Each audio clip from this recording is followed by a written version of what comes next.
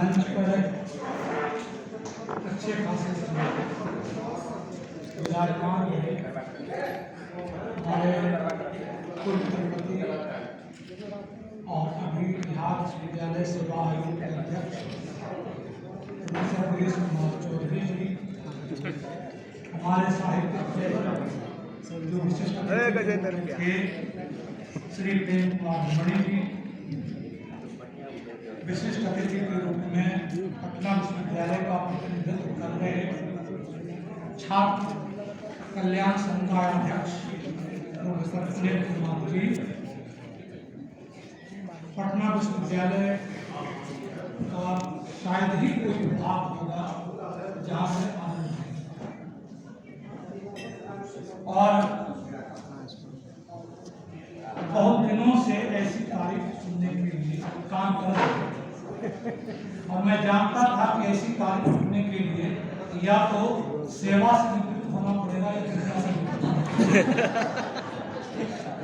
तो आज ये मौका मेरे सामने बहुत सारे प्रिय मित्र आदरणीय ब्रह्मा जी बैठे, इन्होंने आने का इरादा पहले जारी किया निमंत्रण हुआ और आलोक जी ना आए होते यदि तंजीर अख्तर साहब भी नहीं होते तो इसलिए तंजीर साहब के प्रति अतिरिक्त आभार। मित्रों, सबसे ज्यादा खुशी इस बात की है मेरे सामने मेरी बेटर हाथ और वर्ष करती बैठी, आपको समझ रहे हैं, और जितनी अधिक आलोचनाएं मुझको जीवन सुननी पड़ी है, मुझको लगता है कि इसके बाद उनका ख्याल रखेगा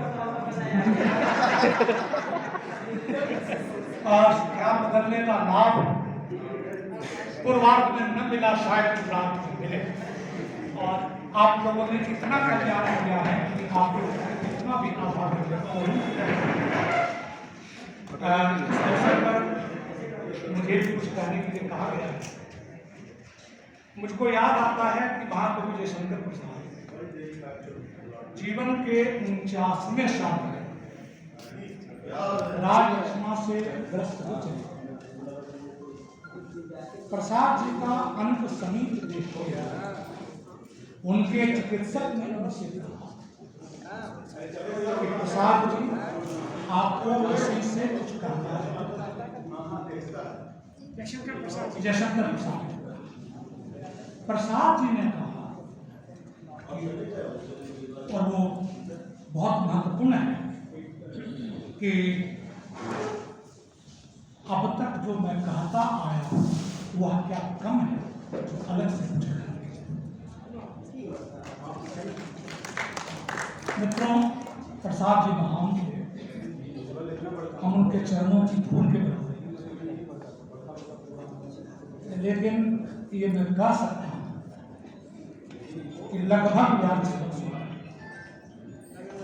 जो कुछ कहा चाहे क्लास के अंदर कहा हो या सभा सोसाइटी में कहा, मैंने वही कहा जो मुझको कहना, मुंह देखे कभी कुछ नहीं।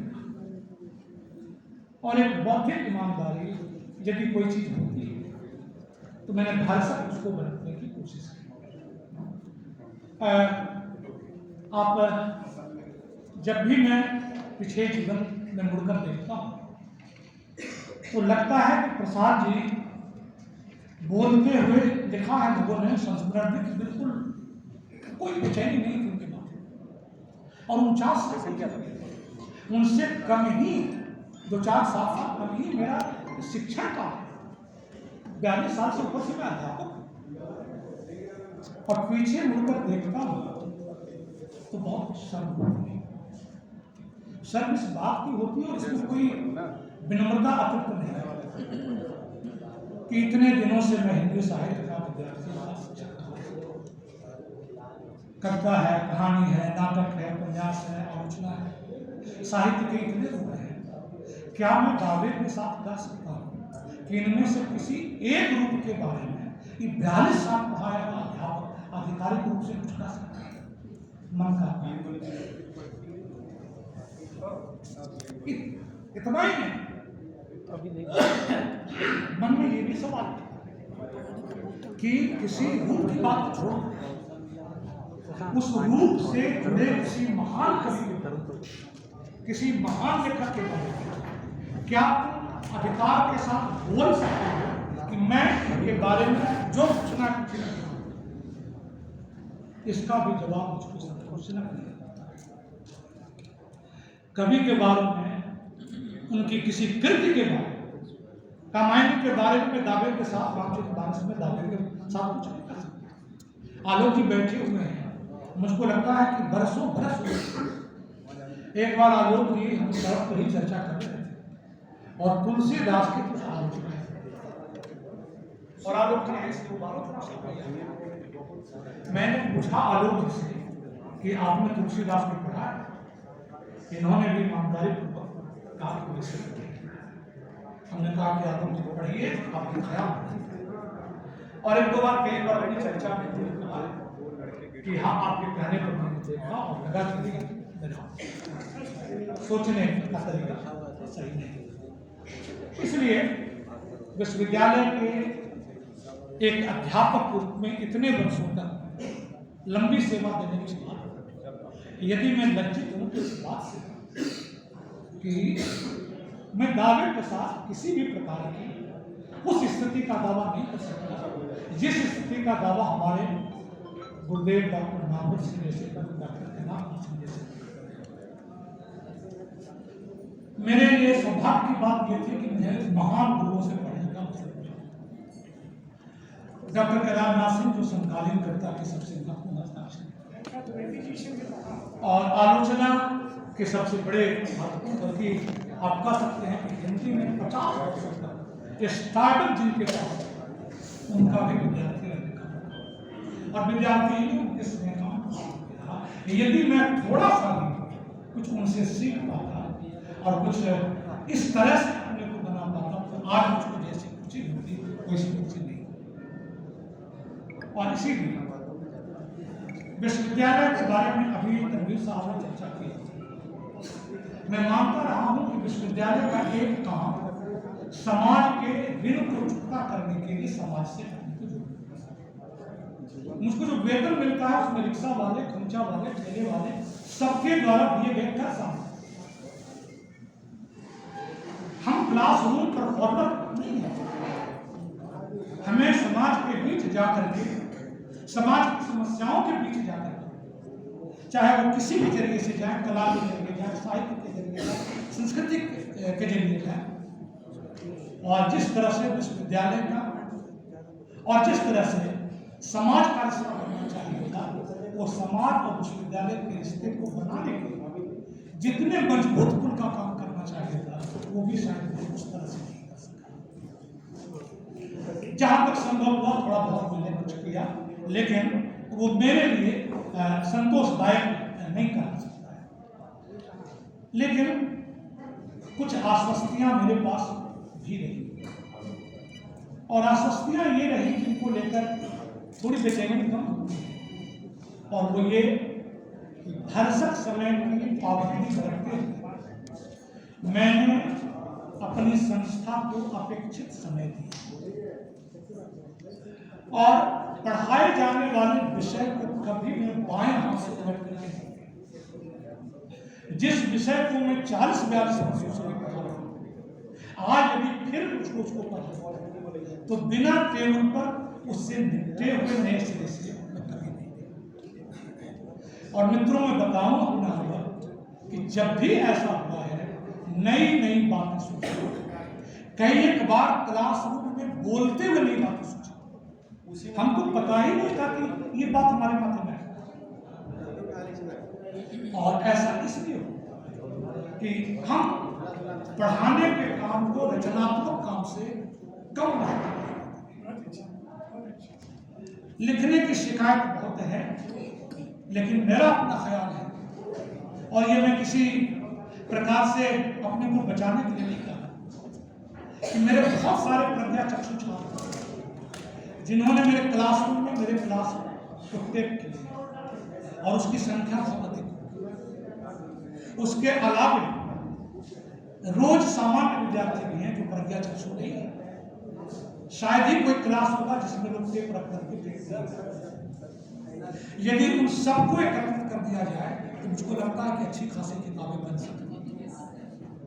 और इसलिए मैं कह रहा हूं कि वो सब मैंने बाएं हाथ से काम किया, जो भी किया, जो मेरी क्षमता थी, जो मेरी औकात थी, उसमें जो मैं सकता हूं। एक बात का और भी मैं संतोष अपने लिए कर सकता हूं और करना चाहता हूं कि मुझे विश्वास है कि मेरे क्लास में जो विद्यार्थी रहे हैं वो जात, धर्म और संप्रदाय के संकीर्ण दायरे से हमेशा दूर रहे।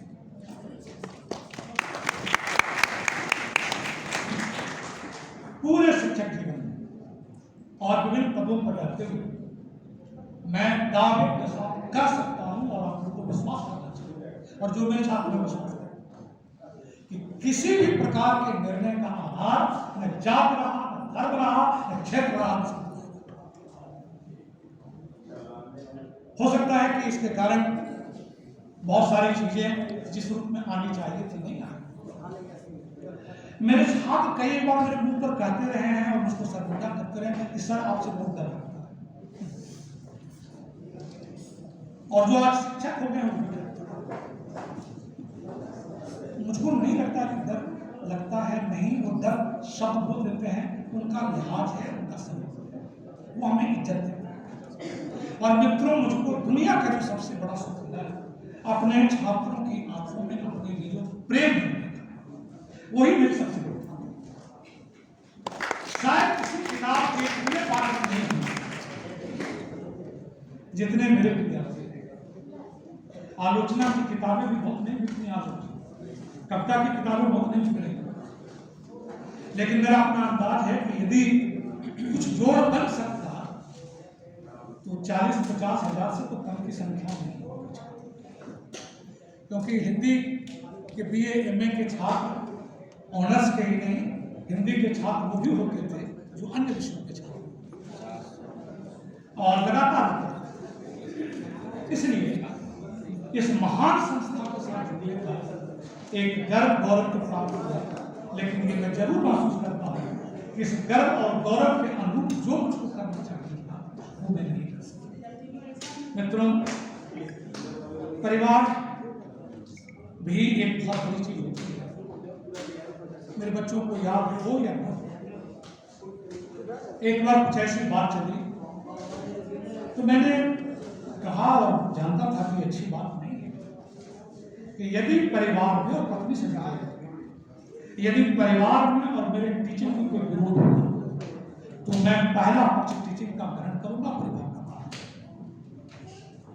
और इसका खमियाजा भुगतना पड़ता है। ऐसा नहीं, आपको कोई ऐसे नहीं घर से कि खा पी करके निकल जाएंगे और कभी कुछ कहे उसमें नहीं, ऐसा हो नहीं सकता। तो तेरे लिए मैंने लाखों के पैसे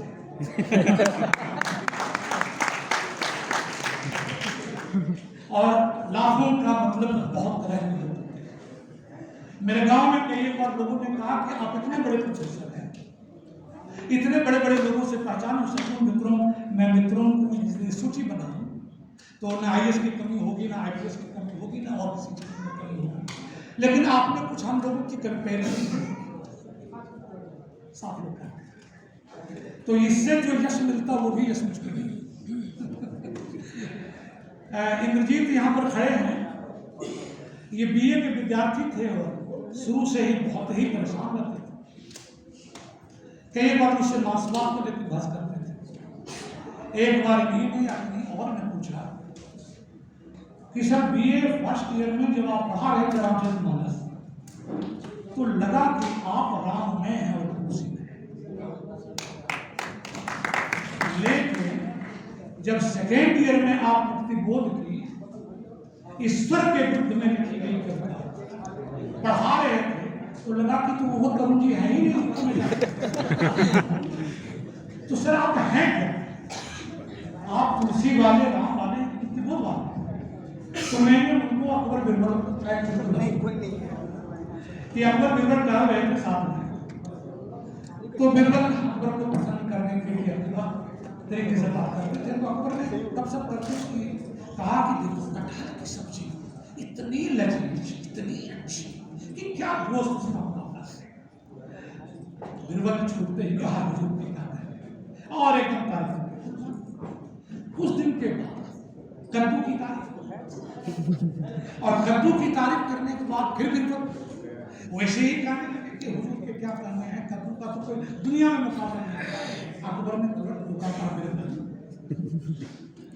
परसों जब मैं कटहल की बात कर रहा हूँ तो तुम कटहल की तस्वीरें पढ़ रहे हो, और आज कद्दू की तारीफ कर रहा हूँ तो कद्दू की तस्वीरें पढ़ रहे हो, क्या बात? कहा कि हुजूर न मैं कद्दू का नौकर न कटहल का, मैं आपका नौकर। और आपको जिस समय जो पसंद है उनको 1000 पसंद है, पसंद है आपके लोग जान दे शायद मैंने मित्रों साथ एक रचनाकार को ही नहीं कहते हैं कि रचनाकार को प्रकाश प्रवेश करना। भागती हुई लड़कियों के कवि बैठे, उन्होंने उनकी काया में प्रवेश किया। शंकराचार्य में ताकत थी और आलोचना था, लेकिन शिक्षक भी यदि प्रकाश प्रवेश की क्षमता नहीं रखे तो अच्छा शिक्षक भरसक अपने विचार उसे इतने नियंत्रित वे में रखना पड़ता है। एक बार लखीसराय कॉलेज में प्रेमचंद पर एक व्याख्यान दे रहा था। अनीश जी हैं क्या है? हाँ चले गए। अनीश के साथ इसमें थे और कुछ कॉमेंट वगैरह भी बैठे। एक बुजुर्ग कॉमरेड भाषण के बाद निकले और उन्होंने पूछा, कहा कि सर आप कुछ मार्क्सवादी की तरह लगते हैं, लेकिन आप बोलते हैं तो लगता नहीं कि कोई मार्क्सवादी हो। अजनबी को कुछ जाने पहचाने से ये शिक्षक को भुलाना पड़ता है, चीजों को आपको कैप्सूल बनाना पड़ता है। कहीं से आपको अपने विचारों से आक्रामक उनको एक छूट रहनी चाहिए, और वो स्पेस आपको अपने व्याख्यान के भीतर पैदा करना चाहिए कि वो अपने तरीके से भी चीजों को सोच सके और उसका फैलाव और विस्तार अपने तरीके से कर सके। और मेरे छात्रों में बहुत सारे ऐसे आए जो मुझसे विपरीत मत रखते। आज से लगभग 12-13 साल की पहले की बात है। पटना कॉलेज हिंदी विभाग में एक छात्र है, पुराने छात्र, बहुत बड़े पद पर थे, अपने पिता के साथ आए। उन्होंने कहा कि सर आपने एक बार ऐसे कस के डांटा था कि मेरे सिर की टूटी, लेकिन उसी डांट में मुझको आज समझ में आती है। आज यदि उस समय आपने न डांटा तो आज सर मैं ये हूं और नहीं नहीं। तो मैंने छात्रों से कभी भी डांटने में कोई परहेज नहीं किया और इस बात की कभी परवाह नहीं की कि इससे बच्चा नाराज होगा या सुखी होगा या दुखी। मुझको लगा कि अभी इसको डांट देना जरूरी है। मैं क्लास में लड़कों को कहा करता कि ऐसा नहीं होगा कि बच्चा पैदा करने वाली एक माँ होगी और डांटने वाली दूसरी होगी। जो माँ पैदा करती है वो डांटती है और बिना इसके बच्चों का निर्माण हो। मैं तुमको पढ़ाने के लिए भी हूँ और तुमको डांटने के लिए। डांटने के लिए कोई नया प्रोफेसर कितना वेतन दे करके बाहर सरकार करेगा और केवल डांटेगा तो सुने।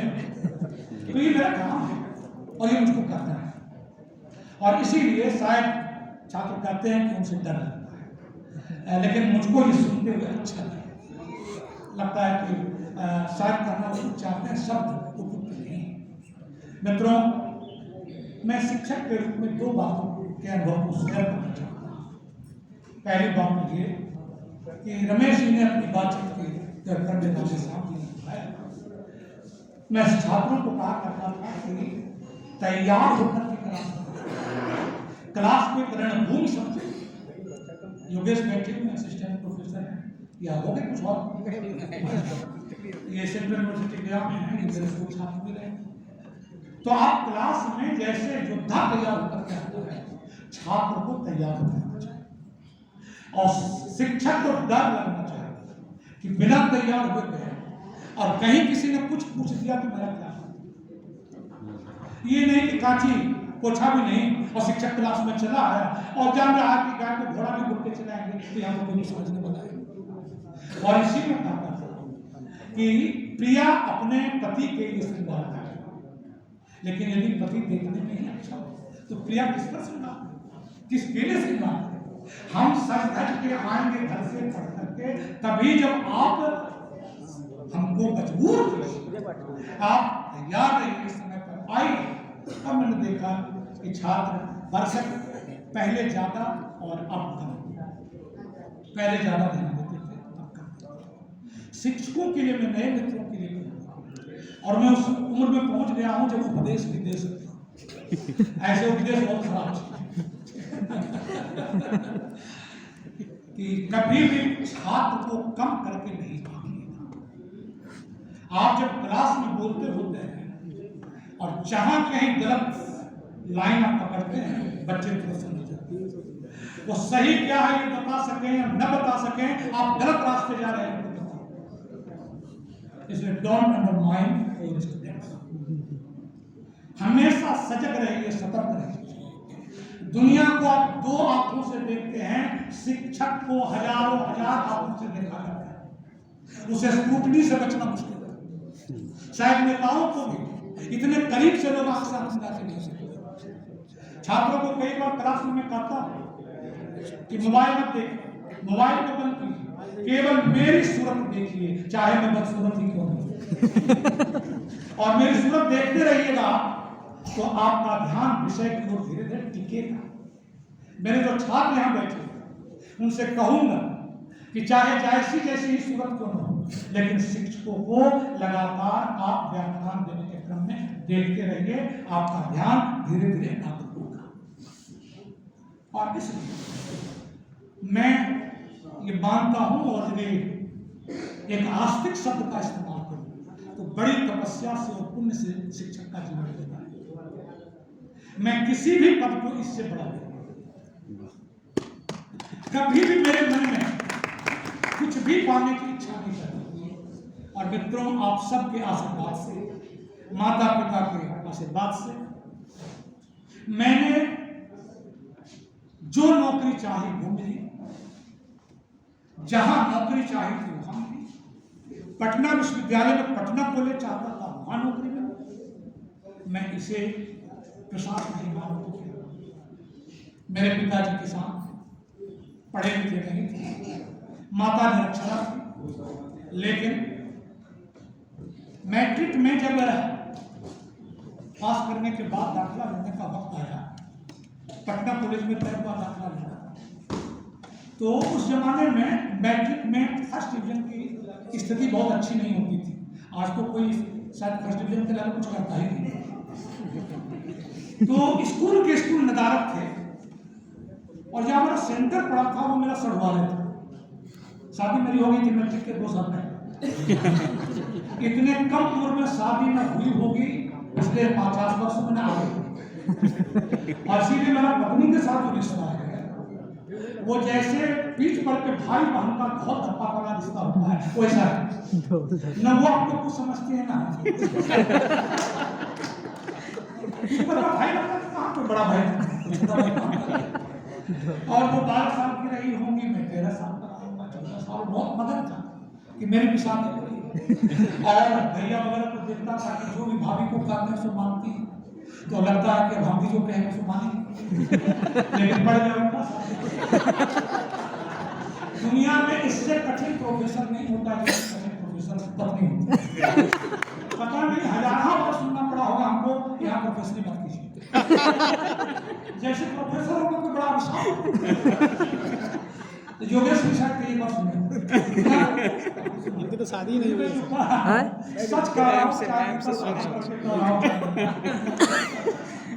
तो ये जरूर है कि यदि पत्नी का सहयोग न मिले, नवल जी को आप लोग जानते होंगे, नवल हम सबके गुरु रहे थे, और हम सबके साहित्य शिक्षक भी रहे थे, जो उनके सीधे क्लासरूम विद्यार्थी नहीं थे, उनके थे।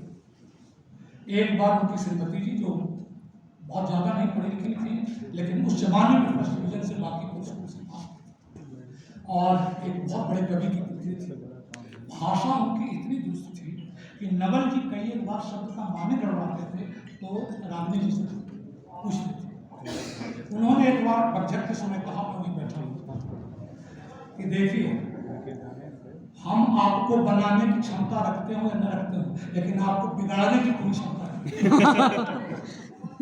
तो जो थोड़ा बहुत आप देख रहे हैं बना हुआ, वो भी उन्हीं का है, और यदि कुछ बिगड़ा हुआ भी तो नहीं का।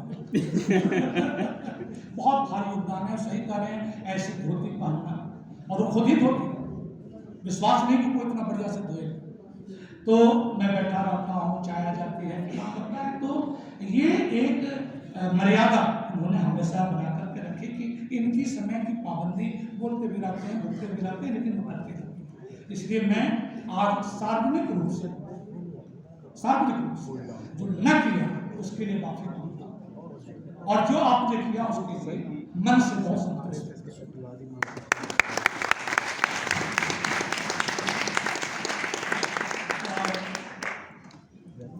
परिवार भी एक विश्वविद्यालय है। मैंने गोरकी की किताबें पढ़ी और मेरे विश्वविद्यालय नाम की उन्होंने किताब लिखी। तो मित्रों, सीखने का सब जगह अवसर होता है। आखिर में आप लोग इतने लंबे वक्त से बैठे हुए हैं, और बहुत ज्यादा आपका वक्त लेना सही नहीं है, लेकिन मैं ये कहना चाहता हूं कि केंद्रीय विश्वविद्यालयों में मिड सेशन में शिक्षकों को रिटायर नहीं करना। सेशन खत्म होगा जून में, तो यदि मैं केंद्रीय विश्वविद्यालय में रहता तो अभी जून में रिटायर करता, ताकि पढ़ाई बाधित न हो। इसलिए मैं आपके सामने वादा करता हूँ कि इस सेशन में उन्होंने उतना ज़्यादा दबाव डाला, लेकिन इसको केंद्रीय विश्वविद्यालय नहीं बनाया गया जी। और मैं आपके सामने ये वादा करता हूँ कि इस सेमेस्टर में जो भी मुझको पढ़ाने के लिए मिला था, मैं उसे खत्म करूँगा।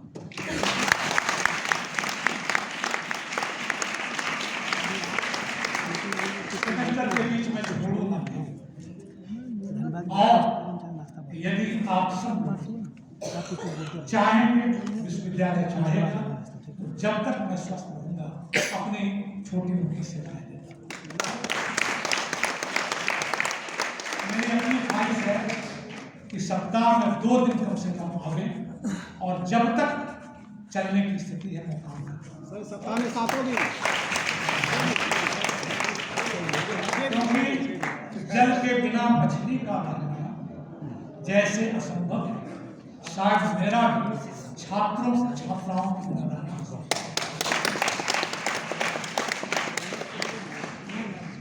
मैं जो मिस करूंगा, जो कल से आगे शायद कोई स्थिति नहीं होगी कि इनके बीच रहते हुए मैं केवल नाम से तरुण नहीं था, हर एक तरह से तरुण था। तरुणाई आपको कभी भी शिक्षक बूढ़ा इसलिए नहीं होता है कि 42 साल पहले जब मैं आया तो हमारी बेटियां कैसी पोशाक पहनती थी वो मैंने देखा, और आज हमारी बेटियां कैसी पोशाक पहन रही हैं वो देखा। जब भी कोई लड़की, चाहे मैं प्राचार्य के रूप में रहा हूँ, अध्यक्ष के रूप में रहा हूँ, कोई भी छात्रा रोते हुए आती रही है, मैंने कहा पहली बात ये कि आप रोना मत करो, हम पढ़ा रहे हैं, आपके आंसुओं को बंद करने के लिए आप और दूसरे को रुलाएं, इसलिए पढ़ा आपको यहाँ बैठे जिनको मैंने कहा है। तो ये ताकत की एम्पावरमेंट का जरिया है। बार बार मैं कहता रहा हूँ, सारे कि पढ़ना लिखना महत्व अंकों का खेल नहीं। तुलसीदास ने रामचरितमानस इसलिए नहीं लिखा था कि 10-5 अंक किसी को कम आएंगे या बेसी आएंगे, कम आएंगे इसलिए मित्रों नहीं लिखी गई, अन्नदान की शक्ति पूजा इसलिए लिखी गई, वो आपको बनाने के लिए। हमारे विद्यार्थी साहित्य पढ़ करके व्यवहारिक जीवन में एक अच्छे नागरिक बनते हैं कि नहीं, एक अच्छे सामाजिक बनते हैं कि नहीं, संकीर्णताओं से ऊपर उठते हैं कि नहीं, और अपना खुद का दाम्पत्य जीवन से लेकर पारिवारिक जीवन सुख में बनाते हैं कि नहीं, इसके लिए पढ़ाई। और यदि ये न हुआ तो सारी पढ़ाई करें। और साहित्य के विद्यार्थी का तो धर्म है सुंदर बनाना, जीवन को सुंदर बनाना। और इसलिए मेरे सभी विद्यार्थी प्राय क्लास में सुनते रहे होंगे प्राय कि भाई देखो जीवन को संभालना है। मुझे उम्मीद है कि कल आप अच्छी पत्नी बनोगे, और अच्छी पत्नी का मतलब सती प्रथा वाला नहीं। अच्छे पति बनोगे, अच्छे पुत्र बनोगे और समाज के एक बेहतर नागरिक बनोगे, तभी हमारे शिक्षक होने को आप सार्थक करेंगे। कल आखिरी क्लास में लगभग 2 घंटे तक मैं था क्लास में, और मैंने कहा छात्रों से कि आज मैं पाठ नहीं पढ़ाऊंगा, क्योंकि पाठ पढ़ा करके भी पाठ पूरा होने वाला है। और मैं पढ़ा रहा था तनवीर साहब, जिसको आप लोगों ने जिस नाटक को खेला है कबीरा खड़ा हो जाएगा, तो वो नाटक पढ़ा। मैंने कहा कि आज पढ़ाऊंगा किसी, पाठ खत्म होगा नहीं। तो आज मेरी इच्छा है कि आप लोग जो मन हो सवाल पूछें, अपने बारे में, देश के बारे में, दुनिया के बारे में, व्यक्तिगत जीवन के बारे में, साहित्य के बारे में, मैं भाषा इसका उत्तर दूंगा। और हो सकता है कुछ सवाल देने का, और वो चर्चा लगभग 2 घंटे तक चली। वो मेरा औपचारिक रूप से कल आखिरी वर्ग था। एक संवाद की प्रक्रिया किस तरह से रची है, ये शिक्षण के धर्म में आध्यात्मिक सबसे बड़ा, और वो एक ही मोर्चे पर नहीं, क्लासरूम हमारे पूरे शिक्षक धर्म का एक छोटा सा हिस्सा, बहुत बड़ा हिस्सा हमारे पास। अभी लक्ष्मी नारायण जी का अनेक मित्रों ने कहा कि विचारों के ध्रुवांत पर है कि सरिया बंडी पाने, ताकि तुम सही लोग समझ जाए। लेकिन पता नहीं क्या लेना था, जब भी उनको कुछ करने को हुआ हम बुलाते हैं। और मेरा ये है कि मुझको धर्म में रुचि है, मुझे अध्यात्म में रुचि है। खुद मंदिर न जाओ, लेकिन यदि कोई मंदिर जाए तो उसके लिए मेरे मन में कोई श्रद्धा होती है ढूंढियों से। और जिसका आजकल लक्ष्मी नारायण जी को ज्यादा और शायद बड़ा माने की बात बहुत गलत है, क्योंकि हर बड़ा पावन चीज है, जनता के लिए वो जीवन रखना, और आप उससे खिलवाड़ नहीं चाहिए, मामूली चीज नहीं है। आप उनसे उनका धर्म यदि विकृत कर देंगे तो पूरा इसलिए धर्म की जो मर्यादा है उसका उल्लंघन नहीं होना चाहिए। और मित्रों, हमारे सामाजिक जीवन के लिए धर्म की, लेकिन उस धर्म की नहीं जो रिलीजन के तौर, उस धर्म की जो हमें बेहतर इंसान, जो हमें इंसानी रिश्ते कदर, जो हमें अपने सामने सबको प्यार देना, जो किसी से नफरत करना नहीं सकता, वो धर्म यदि भारतवर्ष से विकृत होता गया तो भारतवर्ष का ही नहीं, ये दुनिया के लिए बड़ी भारी क्षति होगी। ये मेरा व्यक्तिगत अनुभव है। इसलिए सवाल वो नहीं है, सवाल ये है कि चीजों को बदलते कैसे। और दूसरी ये कि एक शिक्षक इस बात के लिए बहुत ज्यादा सावधान रहना होता है कि आप सब जानते होंगे कि पुराने जमाने में आचार्य कहा जाता था, और मित्रों ये आचार्य शब्द बना है जो आचरण में निपुण, जिनका आचरण अनुकरणीय हो वही आचार्य। जो आचार विचार में क्रांतिकारी होना, विचार में बड़ा होना बहुत बड़ी बात नहीं होती। 100 मन अच्छे विचार से छटाक भर अच्छे कर्म, साउंड चेक करो, उसका ज्यादा प्रभाव पड़ता है। और मैं बार बार ये कहा करता हूं, बिना माइक के भी आवाज जा रही है, और ये मैं बार बार कहा करता हूं कि आप रामचंद्र शुक्ल को पढ़ते हुए, तुलसीदास को पढ़ते हुए, अन्यों को पढ़ते हुए ये लगता रहा है कि अंग्रेजी की एक कहावत है और बड़ी महत्वपूर्ण है कि अच्छा होना ही पर्याप्त नहीं है, अच्छा देखना। यदि राम केवल अच्छे होते हैं और अच्छे देखते नहीं तो राम फिर अनुकरणीय नहीं। आपको एक बोध होना पड़ेगा, आपको बहुत सारी संकीर्णताओं से शिक्षक धर्म दुनिया के, और इतना कठिन धर्म है क्योंकि पीढ़ियों को बनाने वाला है। और शिक्षक जीवन में मुझको लगता है मेरे परपोते भी पढ़ा है, मैंने जिनको पढ़ाया, फिर उन्होंने जिनको पढ़ाया, फिर उन्होंने जिनको पढ़ाया, यानी पर बाबा वाली हैसियत जैसी कुछ हो गई। और अब मैं छह बाबा वगैरह बनता हूँ, लेकिन किसी आप सब बहुत बहुत आभार। आए वो है सब निकलते जाएगा, देते जाइएगा। आप लोगों ने इतनी तारीफ की, जिस तारीफ के लिए बरसों से मैं और जैसा कि मैंने बताया मेरे लिए आगे आप सब बहुत आभार, बहुत बहुत शुक्रिया। और सारे हमारे जो युवा शिक्षक हैं, मित्र हैं, साथी हैं, विद्यार्थी हैं, सबके उज्जवल भविष्य की बहुत बहुत कामना।